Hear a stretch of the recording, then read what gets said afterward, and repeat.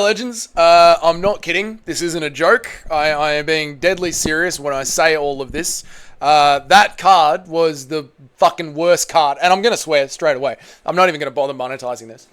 That was the fucking worst card I've ever watched in my life. Capped off by what is essentially the worst fucking 2-week run the UFC has ever had. I've just taken down some notes about what has been going on in MMA for the last 2 weeks. And I've been saying this slowly and gradually on the live streams during the last 2 weeks. But I consider where we are now in 2025 to officially be what I've been calling the second UFC Dark Ages. And the first UFC Dark Ages was the moments right before the Ultimate Fighter Season 1, where the Lorenzo brothers came into Dana White's office and they said, we just can't pump money into this anymore. If the UFC doesn't make money this year, that's it. We're shutting down the doors.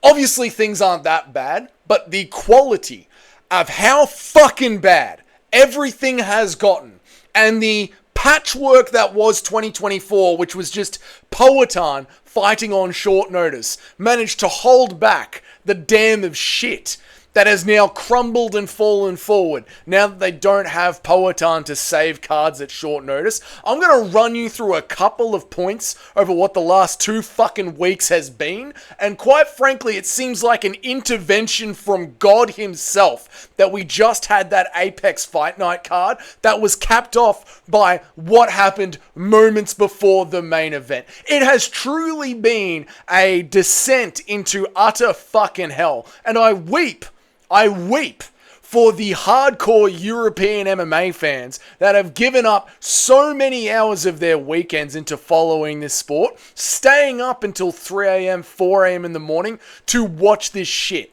I feel bad for the athletes of the past who used to walk into the arenas where there was a chance of getting their fucking eyes gouged out for a promotion that might not even been around to pay them by the time the card finished. That's how warrior spirited these people were. BJ Penn is being arrested and sent to a fucking insane asylum, probably a mental institution. He is going to be chemically lobotomized because what he gave this company. And when you look at what it has served up to us over the last 2 fucking weeks, it is truly fucking sad. Capped off by the announcement of UFC Notche on this card and just the general shit that the UFC is trying to serve up to us at the Apex. Right?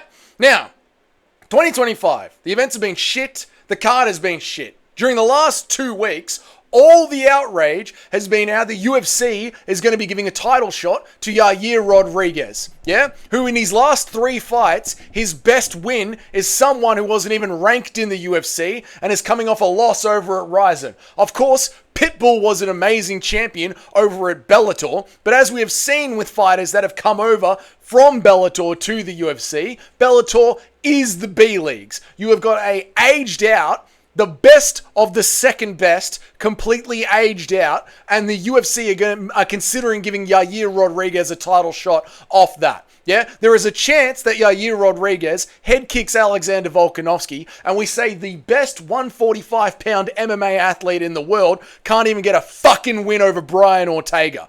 That is what we are risking there with that. But that was week 1 of the last 2 weeks that have been absolute shit.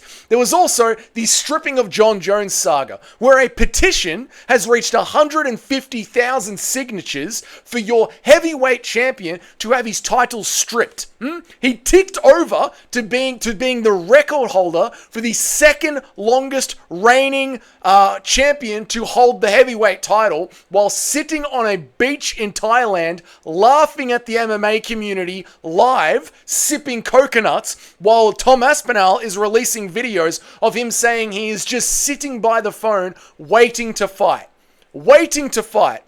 And because of that, UFC 317, International Fight Week, our Super Bowl of MMA, has got a weak main event where it could have been Tom Aspinall fighting Cyril Gane for the UFC Undisputed Heavyweight Championship title. But no, we don't have that. Because the UFC just refuses to act on John Jones. As well as that, Dana White got fired from promoting the boxing event because him and Turkshay Ali had a falling out. And the rumors of that happening is because Dana White didn't want to do a 9-stop world tour for the fight, which just goes to show that even when he is working with a billionaire Saudi Arabian oil prince, Dana White still can't cobble together to put in the effort of promoting boxing, a sport which he has been going after since he got into combat sports in general. It's almost like Dana White's dream to be a boxing promoter, and he got fired from that opportunity. And we come back to this horrible event at the Apex. This horrible event at the Apex, where during the broadcast, we hear that UFC Notche is getting moved to Texas, ironically, because the Mexicans can't get the boys moving enough to finish building a stadium by that time. Just a little bit ironic that Texas has to host the refugee event of UFC Notche because the Mexicans can't get the work done, which I find absolutely hilarious. The one saving grace of that is that maybe Yair Rodriguez will now not be getting the title shot, because what is the fucking point? What is the fucking point of having UFC Notche in Texas where an Australian fights an undeserving Mexican man? It doesn't make any fucking sense at all. But then we get into this Apex card. This Apex card, which goes for 6 fucking hours. It goes for 6 hours, and the start of the event is 40 minutes of filler. Nothing happens for the first 40 minutes. Nothing at all. Yeah? And we start off with a half-decent, well, it was a decent WMMA fight in an empty warehouse. A little bit hard to get into, but at least it was a half-decent one. Then Oki and Aswell have a half-decent sort of a scrap. Jordan Levitt gets a 6 submission, right? Now, this is how you know an event has dropped to such a horrible level.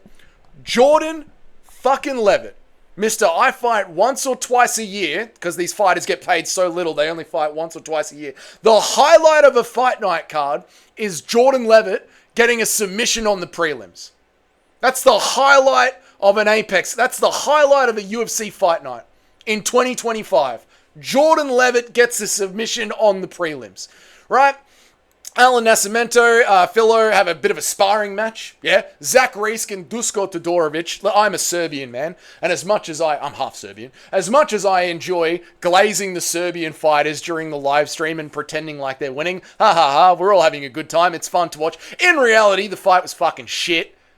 They both gassed out towards the second round. Second round, third round, they were just gassed out as fuck. The fight was fucking shit, no matter how fun I was trying to make it, yeah? Jacoby gets a sick knockout. Well done. Razaboyev gets a sick choke. And then Gamrot fucking Gamrots. An absolute masterclass Gamrot does on how to not get fans at the Apex. By now, we have been sitting down watching mostly fucking sparring matches for 5 fucking hours. For 5 hours, we've been watching sparring matches. Please, MMA fans, watch BKFC. It's fucking amazing. I'm telling you, it's what you're looking for. And we instead get Gamrot just in top mount over Ludovic Klein.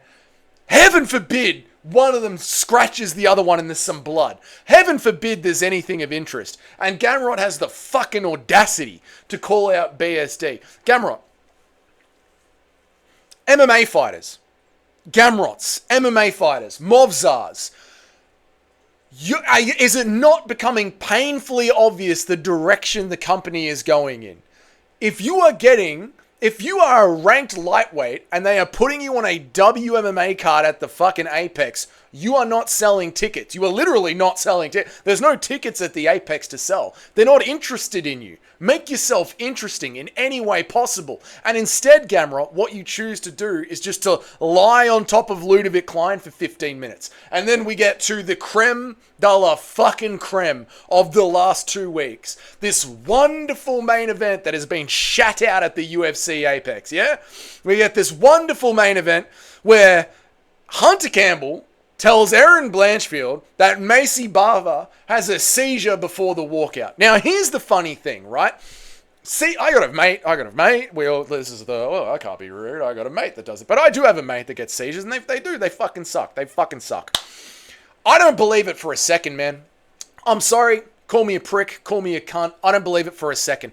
DC and the guys on the booth They said that Barber had started her walkout and then turned around and went back into the locker room. She wasn't quite ready to make her walkout yet. And then we went to a commercial break. I am sure that she was shitting herself and got fucking nervous and couldn't make the walkout. Now, whether or not she had a seizure because she got so nervous and it caused a panic attack might be one thing, right? That's a possibility. But how much time it took, the coincidence of having a seizure as you're walking out to the apex, and then the medical team not knowing that it was a seizure, or the presenters on ESPN on Saturday night who have a fucking earpiece in, hearing what's going on backstage after an entire ad break, not knowing that it was a seizure, just seems to me a little bit bullshit. But because before the ad break, she just wasn't ready to walk out. And then after the ad break, it was a serious medical event. It sounds to me like she shat bricks and she couldn't handle it. She couldn't handle walking out. She couldn't handle being under the big fucking apex lights. She couldn't handle it. And again, this is where we have come to now. This is where we have come to now in 2025. A 6-hour main event that starts 40 minutes late with fuck all cards on it, where Gamrot is the co-main event. Jordan Levitt is getting his fucking hand put up. Jordan fucking Levitt is the highlight. And the main event shits herself walking out. And misses weight because she got implants. How unprofessional. Like, I got nothing against someone going and getting tattoos or getting implants or making augmentations to their body. That's not what this is about. The point is, it's your job to make a certain weight, and you struggle making a certain weight, and then you add something onto your body that is just for vanity's sake only, that stops you from doing your job. Do you understand? It's got nothing to do with her being a woman and them being implants. It's about she has to make this weight and she struggles making the weight and she adds silicone to her body for vanity's sake and then stresses herself out and can't make the walk. What the fuck is going on? This is why, UFC, when you went into the boardroom of Netflix and you said we want $1 billion a year, this is why they publicly laughed at you. This is why. You do not get to sell your company for $1 billion a year of 4 interesting pay-per-views a year. It's fucking bullshit. And we are seeing fans that have watched this, for years, for 30 years, they have been dedicated to this, walking away in mass and looking for something else. And if you don't think they will find something else, you're fucking insane. Because the BKFC is putting on fun cards every couple of weeks, and it's exactly what that testosterone-based, the under 30-year-old market, 30-year-olds that want to see people punch each other in the head and be savages. The BKFC is selling that to them. And it seems like you, UFC, are doing everything you can to not sell that to them. Worst 2 fucking weeks of MMA ever, capped off by the worst fucking fight night card ever. Dog shit across the board. Just swathes of dog shit across the board. And then we come back to UFC 316. Sean O'Malley versus Merab for some reason. Instead of a co-main event of Sean O'Malley versus Petr Yan. And Merab versus Corey Sandhagen. And don't, at least, if it's any semblance of a sport, it could have been something else. Again, Tom Aspinall is sitting around wondering what the fuck to do with his career. You got Kevin Holland and Vicente Luque on the pay-per-view. Kelvin Gastelum versus a guy that lost to Jack Hermanson on the fucking pay-per-view. Kelvin Gastelum who can barely make weight because he gets into it. He's Kelvin Gastelum, who's released videos of him eating tacos, laughing about how he's not going to be able to make weight, is on a fucking pay-per-view. Kayla Harrison, who's never made 135 pounds before, is the co-main event. She's never made the weight before. Ever. Is the co-main event against Juliana Pena in 2025.